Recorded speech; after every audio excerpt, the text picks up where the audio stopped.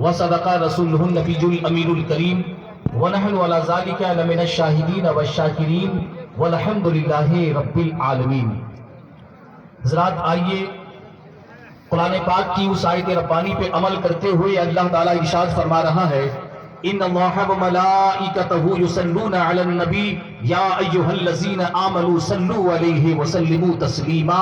بآواز بلند درود پاک کا ورد کریں، پڑھیں آواز بلند، اللہم صلی وسلم مبارک علی عبدک الرسول الکریم رحمۃ للعالمین شفیع المذنبین سیدنا مولانا نبی محمد وعلی آلہ واہل بیتہ واولادہ وذریاتہ وازواجہ وصحابہ وَأَوْلِيَاءِ أُمَّتِهِ أَجْمَعِينَ كَمَا صَلَّيْتَ وَسَلَّمْتَ وَبَارَكْتَ رَحِمْتَ عَلَى سَيِّدِنَا إِبْرَاهِيمَ وَعَلَى آلِ إِبْرَاهِيمَ سَيِّدِنَا إِبْرَاهِيمَ إِنَّكَ حَمِيدٌ مَجِيدٌ۔ عزیزان محترم، آپ بڑے مبارکبادی کے لائق ہیں۔ آپ نے سفر کی مصیبتوں کو جھیلنے کے بعد موجودہ حضور قبلہ کی سرزمین پر سالانہ عرس کل میں شریک ہوئے ہیں،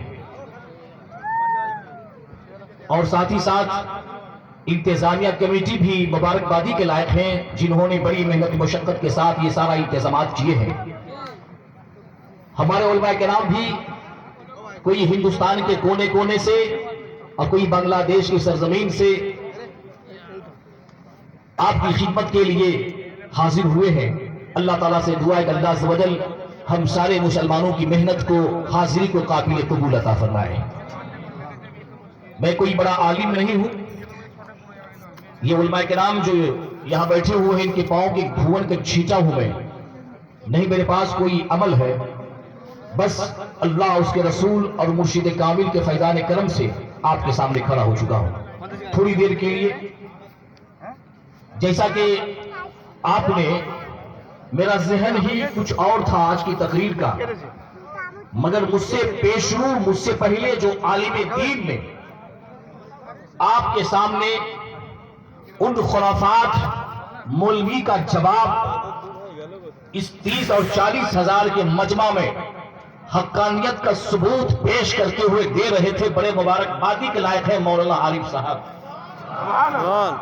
اس لیے حقانیوں، اب تجھے چپ اور گھوگا کی طرح رہنے کی ضرورت نہیں ہے۔ سوشل میڈیا کے ذریعے سے کوئی اگر بحث کرتا ہے کسی بھی اذان گاچی رحمت اللہ علیہ کے جو اہل سنت کے جو معمولات و مراسم ہیں، کوئی بھی اگر اعتراض کرتا ہے تو جس طرح سے وہ اعتراض کر رہا ہے اسی طرح سے ہمیں بھی اس کا سوال کا جواب دینا ہے۔ سبحان اللہ۔ اور اعتراض کرنے والے آٹے میں نمک کی برابر کی طرح ہے، اس کی کوئی حیثیت ہی نہیں، اس کی کوئی پوزیشن ہی نہیں، اور ماننے والوں کی تعداد لاکھوں لاکھ ہے۔ سبحان اللہ۔ میں یہاں پہ علماء کرام کی خاص کر کے توجہ، آپ کی حوصلہ افزائی، میرا ذہن کچھ اور تھا۔ بڑے مبارکبادی ہیں آپ کہ آج مجھے نسبت مصطفیٰ صلی اللہ علیہ وسلم پر تقریر کرنی ہے تھوڑی دیر۔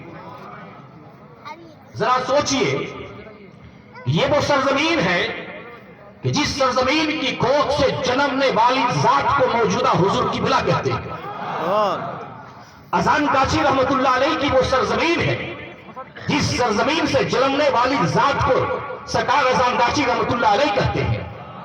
بنگلہ دیش کی سرزمین پر سے جنمنے والی ذات کو مفتی آفیسی رحمت اللہ علیہ کہتے ہیں۔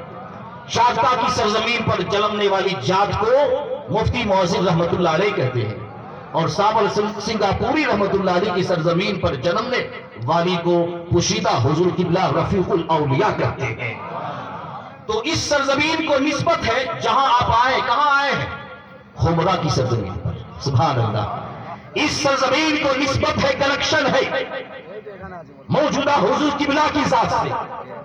یہ نقطہ اپنی نگاہوں کے سامنے رکھنا، دل و دماغ پہ بیٹھا کے رکھنا، اور اس کے بعد میری آنے والی گفتگو کو سمجھنے کی کوشش کرنا۔ عزیزان محترم، ابھی ابھی آپ نے بے پیسہ دین دنیا کی بھلائی کا جواب آپ نے سنا۔ یہ سوال مجھ سے بھی ہوتے ہیں، ہندوستان کے گوشے گوشے میں جاتا ہوں، یہ سوال مجھ سے بھی ہوتا ہے اور میں اس کا جواب بھی دیتا ہوں، کہیے سبحان اللہ۔ مگر آئیے میں بھی ایک ویڈیو کلپ دیکھا ہوں. ابھی مولانا بلال صاحب بھی مجھے ایک ویڈیو کلپ دکھا رہے تھے اور میں بھی ایک ویڈیو کلپ دیکھا ہوں. بس دیکھنے کے بعد فوراً ہی اذان غاشی رحمت اللہ علیہ کا فیضان ہوا. جب فیضان ہو جاتا ہے جس پر تو یاد رکھیں اللہ کی رحمت و انوار کی بارش ہو جاتی ہے. سبحان اللہ. سب سے پہلے کتنے خوش نصیب ہیں آپ. اس زمین پر آپ آئے ہیں جہاں اللہ والوں کا ذکر ہو رہا ہے, جہاں غوث پاک کا ذکر ہو رہا ہے. غوث سے مراد غوث پاک خواجہ غریب نواز کا ذکر ہو رہا ہے, سرکار اذان غاشی کا ذکر ہو رہا ہے. اللہ تعالیٰ فرماتا ہے عند ذکر الصالحین تنزل الرحمہ, کہ جہاں اللہ کے نیک بندوں کا ذکر ہوتا ہے وہاں اللہ کی رحمت نازل ہوتی ہے. عزیزان محترم, وہ ویڈیو کلپ کو میں نے دیکھا, اس میں میں نے کیا دیکھا کہ موجودہ حضور کی بلا جس مبارک پتھر کو خود بھی چومتے ہیں ماہنامہ مجلس میں یا خاص جو موقع ہوتے ہیں تو, اور اپنے مریدوں سے بھی کہتے ہیں کہ اس کو چومو, اور پھر اس پتھر پر جو مبارک لونگ رکھا جاتا ہے مریدوں میں تقسیم کیا جاتا ہے جس سے فائدے ہوا کرتے ہیں. تو موجودہ حضور قبلہ کی ذات پہ وہ اٹیک کر رہا ہے. دیکھو حقانی دربار میں شرک پھیلایا جا رہا ہے, بدعت ہو رہا ہے. بولو استغفر اللہ, استغفر اللہ, آواز سے بولو استغفر اللہ, استغفر اللہ. اس لیے ہم وہ مولوی تھوڑی خود ہی چلاتے رہتے, پبلک میں بولتے تم بھی چلاؤ ذرا سا, ذرا ایک بار کہو سبحان اللہ, سبحان اللہ. اور آواز سے کہو سبحان اللہ. حدیث پاک میں آتا ہے جو ایک مرتبہ اللہ اکبر کہتا ہے 36 میل دور یعنی 55 کلومیٹر دور ابلیس بھاگ جاتا ہے. اتنا زور سے کہو, اتنا زور سے نہ کہو کہ ہمرا کے روڈے پہ رہے چیتنما, بلکہ ہمرا کے روڈ کو پار بھی کر دے. سبحان اللہ, ہاتھ اٹھا کے آپ سبحان اللہ, ہاں اللہ اکبر, اللہ اکبر. بس سنی, ہاتھ رکھیے آپ. رسولی انمول رتن مبارک, یہ وظیفہ ہے میرے پاس میں. رسولی انمول رتن مبارک ہے, میں پہلے پڑھ کے سنا دے رہا ہوں, اس کے بعد چند منٹ گفتگو ہو جائے گی اس پر. یہ بیش قیمت مبارک پتھر ہے, یعنی قیمتی پتھر ہے جو رسول پاک صلی اللہ علیہ وسلم سے منسوب ہے, نسبت ہے. حضرت رسول کریم صلی اللہ علیہ وسلم نے فاتح کشی کے وقت میں جس پتھر کو شکم مبارک, شکم کہتے ہیں پیٹ کو, شکم مبارک پر باندھا تھا, وہ حوالہ بخاری شریف جلد 2 کتاب المغازی غزوۃ الخندق. اس کا ایک ٹکڑا, دیکھیے تقریر عالموں کے لیے نہیں کی جاتی ہے, تقریر عوام کے لیے کی جاتی ہے. سبحان اللہ. اسی لیے آپ سمجھیے, اور ہمارے علماء کرام ہمیں حوصلہ بڑھائے.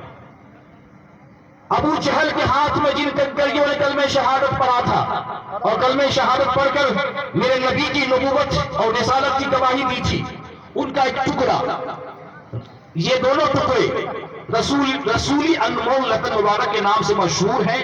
مرشدوں کے ہاتھوں ہاتھ امانتاً وصیتاً باطنی طریقے سے دونوں مبارک سنگریزے پتھر حضرت مولانا صوفی مفتی اذان غاشی رحمت اللہ علیہ کے ہاتھ آئے. آپ نے حفاظت کے خیال سے شکم مبارک پر بندھے پتھر کو سیمنٹ کے ایک بڑے قالب میں جمع کر حقانی انجمن کے حوالے کر دیا, سپرد کر دیا.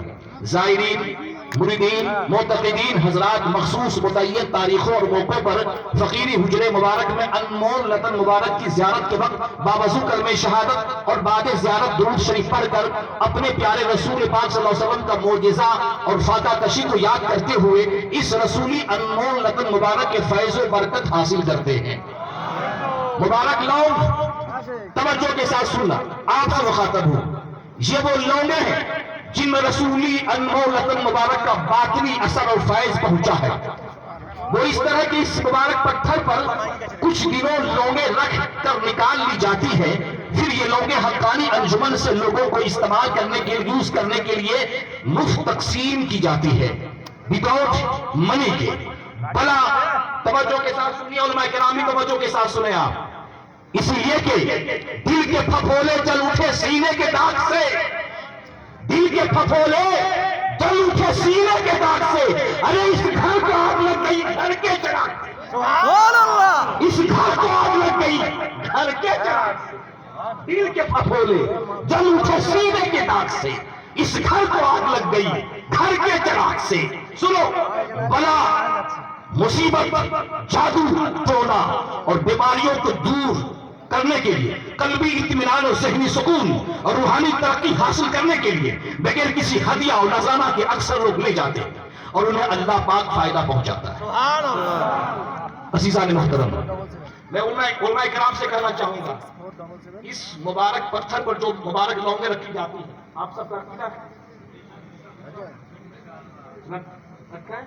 ٹھیک ہے، توجہ، ان علماء کرام کے چہرہ دیکھ لیں گے آپ. سارے علماء کرام کا عقیدہ کیا ہے کہ جس پتھر سے میرے نبی کا جس میں عکس ٹچ ہو گیا تھا، اسی مبارک پتھر پر لونگ رکھ دی جاتی ہے تو اس لونگ کو سونگھا جاتا ہے تو بلا مصیبت دور ہو جاتی ہے. مجھے ایک بات بتائیے بڑے سنجیدہ مزاج سے کہ جس پتھر پر مبارک لونگ رکھ دی جائے، وہ پتھر سے، وہ لونگ سے بلا مصیبت دور ہو جائے. ابے جب مبارک لونگ پتھر بلا کو دور کر سکتا ہے تو کیا میرے نبی بلا کو دور نہیں کر سکتے ہیں؟ صحیح ہے حضرت، عقیدہ ہے. عقیدہ ہے نہیں تو 10 سال رہو گے، 20 سال رہو گے، کتنے سال رہو گے، دنیا سے چلے جاؤ گے، دنیا سے چلے جاؤ گے. تو عزیزان محترم، جب لونگ بلا کو دور کر سکتا ہے تو میرے نبی بلا کو دور کیوں نہیں کر سکتے؟ اب آئیے قرآن پاک کی روشنی میں اب میں آپ کو اگلی گفتگو سنا رہا ہوں. جس آیت ربانی کی میں نے تلاوت کی، وَاتَّخِذُوا مِن مَقَامِ إِبْرَاهِيمَ مُصَلًّى، اس آیت ربانی کا شان نزول کیا ہے؟ پوری آیت ہے وَإِذْ جَعَلْنَا الْبَيْتَ مَثَابَةً لِلنَّاسِ وَأَمْنًا، پوری ایک آیت ہے، مگر اس آیت میں جو ٹکڑا ہے وَاتَّخِذُوا مِن مَقَامِ إِبْرَاهِيمَ مُصَلًّى، اس آیت ربانی کی شان نزول کیا ہے؟ قسم خدا کی سنو گے تو ایمان تازہ ہو جائے گا. اگر آپ سنیں گے تو ایمان تازہ ہو جائے گا. کتنے لوگ حاجی ہوں گے ان میں؟ بہت سارے لوگ حاجی ہوں گے، بہت سارے لوگ حاجی ہوں گے. عزیزان محترم، ایک مرتبہ اللہ کے نبی سرور کائنات صلی اللہ تعالیٰ علیہ وسلم نے تفسیر مدارک کے حوالے سے بول رہا ہوں، اللہ کے نبی سرور کائنات صلی اللہ علیہ وسلم نے فاروق اعظم رضی اللہ تعالیٰ عنہ کا مقدس ہاتھ پکڑا اور پکڑنے کے بعد اللہ کے نبی نے کہا، اے عمر، یہ مقام ابراہیم ہے، یہ مقام ابراہیم ہے. تو فاروق اعظم رضی اللہ تعالیٰ عنہ نے عرض کی، یا رسول اللہ، جب اس پتھر کی اتنی شان و عظمت ہے، جب یہ پتھر اتنا شان و عظمت والا ہے تو اس پتھر کو اپنا جائے مصلی کیوں نہ بنا لے؟ یعنی اس پتھر کے پاس کھڑے ہو کر رب کی بارگاہ میں قبلہ کی طرف، کعبہ کی طرف چہرہ کر کے نماز کیوں نہ پڑھیں؟ تو سید الانبیاء صلی اللہ علیہ وسلم نے عرض کیا کہ مجھے ابھی اس کا حکم، اس کا آرڈر نہیں دیا گیا ہے، مجھے ابھی اس کا حکم اور اس کا آرڈر نہیں دیا گیا ہے. آؤ مسلمانوں، سورج ڈوبنے سے پہلے، سورج ڈوبنے سے پہلے یہ آیت ربانی نازل ہو گئی، یہ آیت ربانی نازل ہو گئی، وَاتَّخِذُوا مِن مَقَامِ إِبْرَاهِيمَ مُصَلًّى، کہ ابراہیم کے قدم کے جہاں نشان لگے اس کو جائے مصلی بناؤ، وہاں پر نماز نفل پڑھو. حاجی پڑھتے ہیں کہ نہیں پڑھتے ہیں؟ پڑھتے ہیں کہ نہیں؟ پتا کیا چلا؟ فاروق اعظم رضی اللہ تعالیٰ عنہ کی اتنی شان و عظمت ہے، آج جو مقام ابراہیم کے پاس جو حاجی نماز نفل پڑھتے ہیں، یہ فاروق اعظم کا صدقہ ہے، یہ فاروق اعظم کا صدقہ ہے. اور ذرا توجہ سے آپ نے بلایا، اور فاروق اعظم رضی اللہ تعالیٰ عنہ وہ ہے سید العارفین اذان راشی رحمت اللہ علیہ، وہ ہے کہ جس کی نسبت فاروق اعظم سے ہے، جس کی نسبت کس سے بولو؟ اذان راشی رحمت اللہ علیہ سے 37ویں پیڑھی سے آپ کا نسبی رشتہ ملتا ہے. توجہ کے ساتھ سنو کہ جس پتھر پر ابراہیم کے قدم لگ گئے قیامت تک کے لیے اس پتھر کی شان و عظمت بڑھ گئی، وہ پتھر شان و عظمت والا بڑھ گیا. تو بتاؤ مسلمانوں، جس شکم مصطفیٰ سے سرورِ کائنات صلی اللہ علیہ وسلم کی شکم سے جو پتھر ٹچ ہو جائے گا کیا وہ پتھر شان و عظمت والا نہیں ہوگا؟ نہیں ہوگا. اس لیے کہ یاد رکھو جہاں موسیٰ